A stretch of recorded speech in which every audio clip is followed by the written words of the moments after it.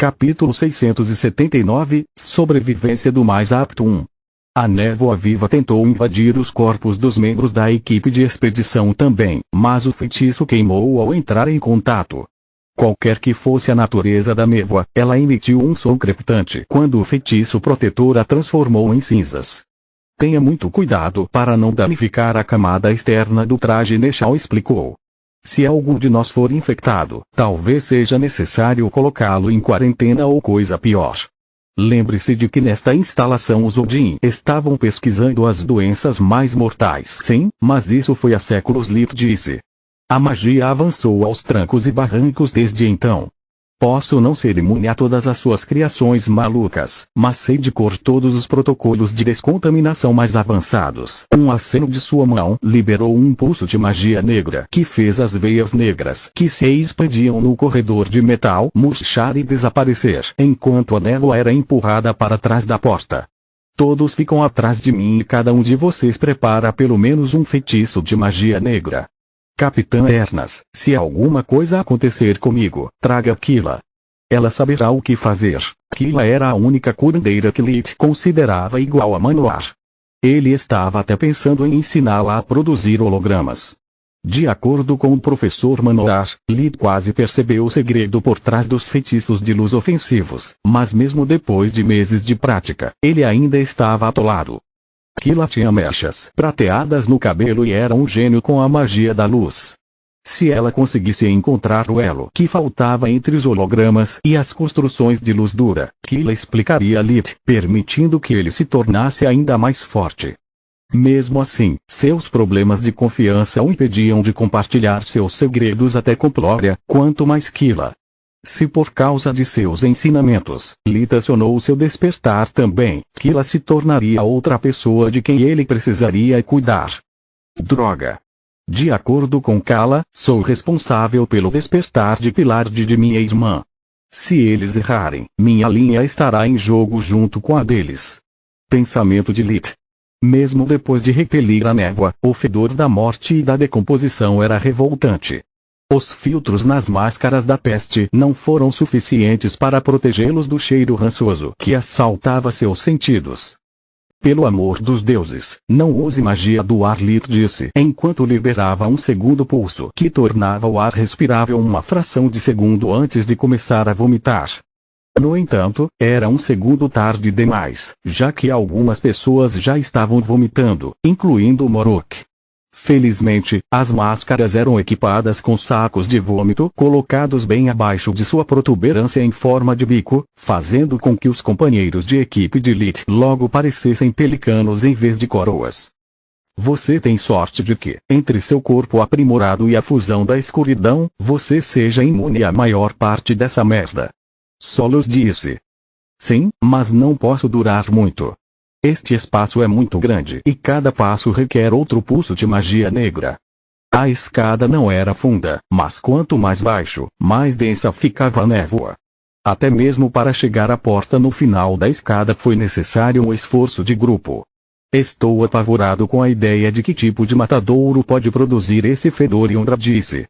Você acha que poderia haver sobreviventes? Sobreviventes, não. Espécimes, sim, Morok respondeu. Eu sou o único que está se perguntando como diabos o mofo pode crescer no metal? Não deveria precisar de comida, umidade ou algo assim. Bom ponto, todo mundo estava pasmo. Foi a primeira coisa sensata que saiu de sua boca. Solos.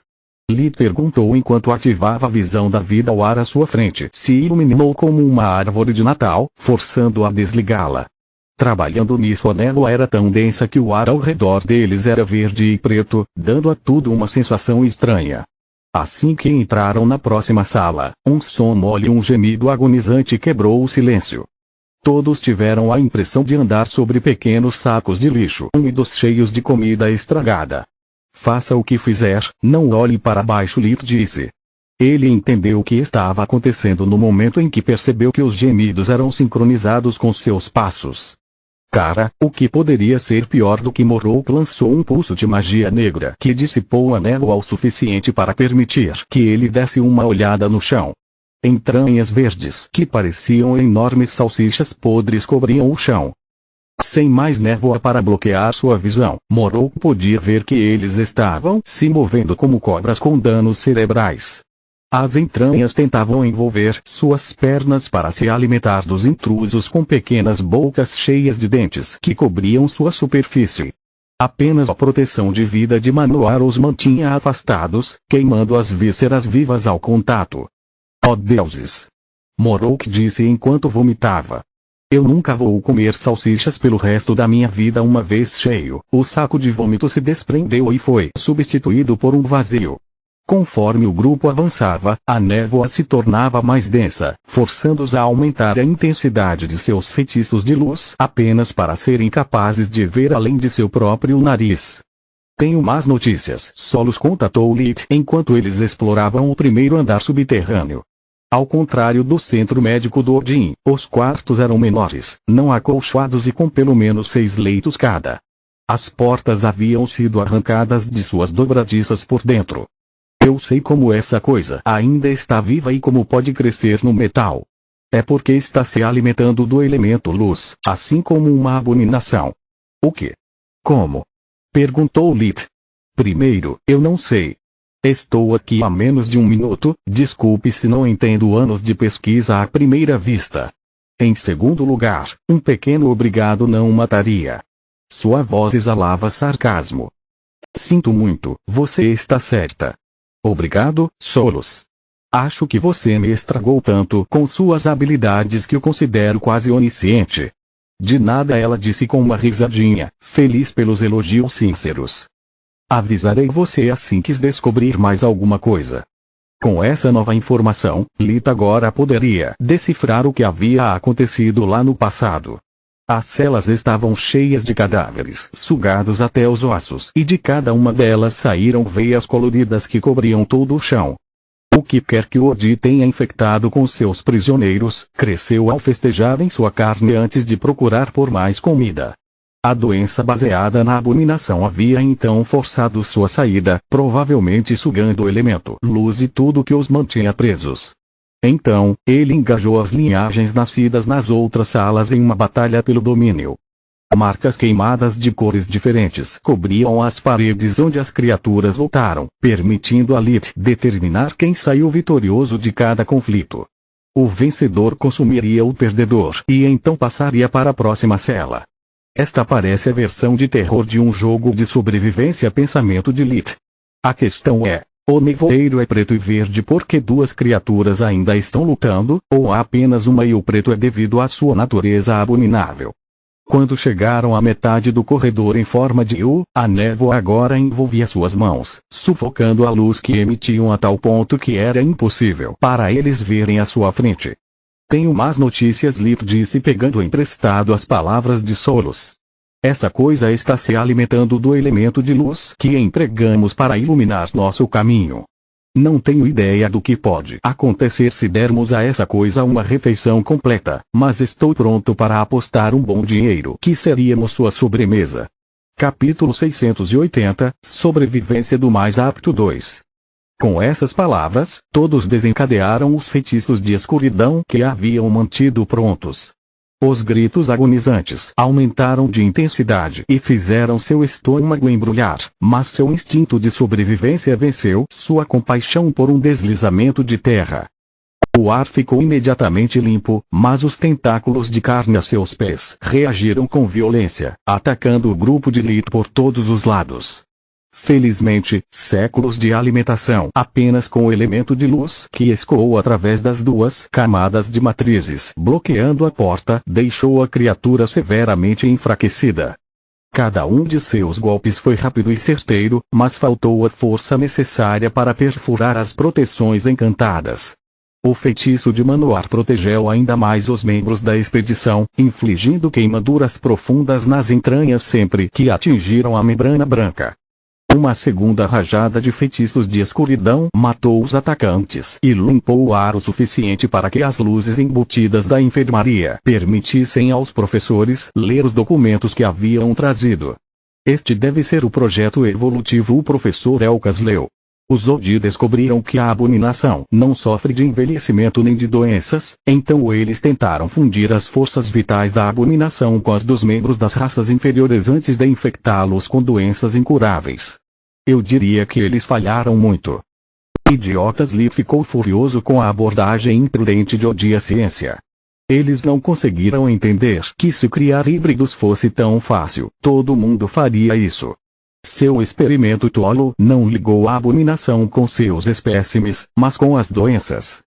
Como você sabe disso? Perguntou Glória. Os professores também ficaram pasmos. Nenhum deles era um mestre curandeiro, mas a compreensão de Lee dos experimentos de Odi era muito precisa para não ser assustadora. Oh droga! Pensamento de Lee. Esqueci que os outros não têm solos para explicar tudo a eles quase em tempo real. Eu tenho que jogar minha carta de gênio. Não é óbvio? Lee agiu presunçoso. A névoa está claramente viva e tem se alimentado de nossas luzes desde que descemos aqui. No momento em que você me disse que abominações estavam envolvidas, todas as peças do quebra-cabeça se encaixaram. Não é nada óbvio, Gaku disse. Como você explica as coisas que acabaram de nos atacar? Aquilo não era uma doença. Meu dinheiro em um sucesso parcial. Solos veio ao resgate. Provavelmente uma de suas vítimas se fundiu parcialmente com a abominação e a doença. Deu-lhes a vantagem de que precisavam sobre a concorrência, mas ao mesmo tempo os prendeu aqui. Lee repetiu suas palavras e acrescentou. É por isso que ouvimos gritos e a porta de cima ainda estava de pé. Provavelmente o híbrido tem um corpo real em algum lugar e não pode ficar muito longe dele. Sua brilhante dedução surpreendeu a todos, incluindo Glória. Ela sabia que Lee era brilhante, mas não tanto. No entanto, ela não disse nada além de elogios e manteve suas perguntas para mais tarde. O tapete de entranhas os conduziu a uma cela perto do acesso que conduz ao próximo andar subterrâneo. Assim como Lee, ou melhor, Solos, previu, a pesada porta de metal foi arrancada como se fosse feita de papel. Nada restou das matrizes ou da almofada holográfica. A única coisa que restou foi o cabo de cristal de mana, em torno do qual o único tentáculo saudável estava firmemente enrolado. Acho que isso explica como o híbrido sobreviveu por tanto tempo, Lee disse enquanto apontava para ele. Dentro da cela, havia algo com uma forma vagamente humanoide. A criatura tinha uma aparência esponjosa, como se um musgo preto e verde cobrisse inteiramente a parte superior do corpo de um homem, da cabeça ao diafragma. No entanto, não era musgo e não havia nenhum corpo subjacente. A criatura poderia torcer todas as suas partes como uma boneca de pano, formando ângulos não naturais enquanto tentava escapar das correntes vermelhas brilhantes que prendiam seus braços à parede. Sua pseudo-pele borbulhava como um líquido fervente a cada tentativa. A criatura era inexpressiva, apenas com os olhos vermelhos feitos de pura energia típica das abominações e uma boca aberta. Isso permitiu ao grupo de Lee ver que não havia nada dentro de seu corpo, apenas uma massa uniforme de musgo. Os tentáculos internos foram gerados a partir de seu diafragma. A criatura não tinha parte inferior do corpo.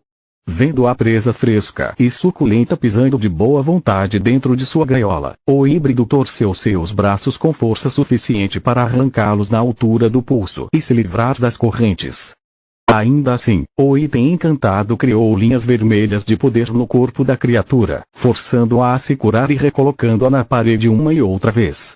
O híbrido gorgolejou de indignação enquanto o grupo decidia o que fazer. De repente, uma voz humana saiu das entranhas da criatura. Por favor, me mate. Ele falava em uma língua desconhecida, mas por algum motivo Lee entendeu suas palavras.